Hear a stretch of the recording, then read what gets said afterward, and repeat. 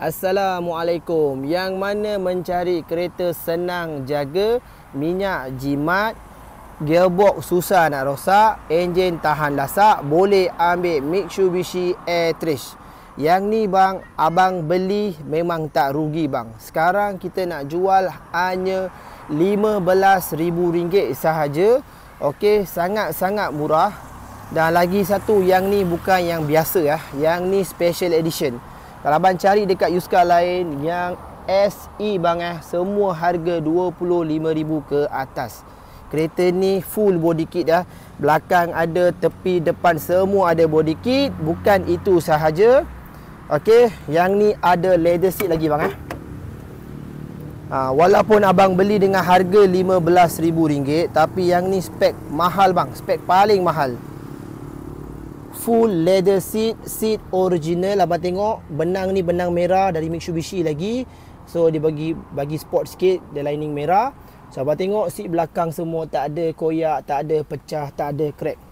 Okey, dashboard abang tengok tak ada pecah, semua cantik. So abang tengok dia punya player pun Kenwood. Okey, kereta ni abang beli RM15,000, abang untung sangat bang. Sebab spek dia tinggi bang. Kalau abang banding dengan Myvi yang tahun 2014 pun tak ada push start. Okey, Exia pun tak ada push start. Yang ni ada push start. Okey, side mirror lah abang tengok ada lampu. Okey, side mirror auto flip lagi bang. Okey, side mirror auto flip semua jalan.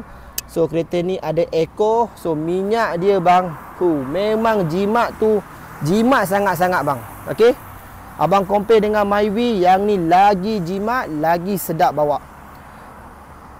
Enjin 1.2 liter saja, tapi enjin MyWack. Enjin MyWack. Kereta tahun 2014, 1.2 liter automatic. Kereta ni abang beli, gearbox dia susah nak rosak. Gearbox dia memang padu, enjin pun padu.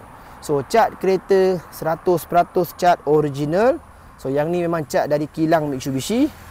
Okey, nombor plate ada bang. Depan ni 1985.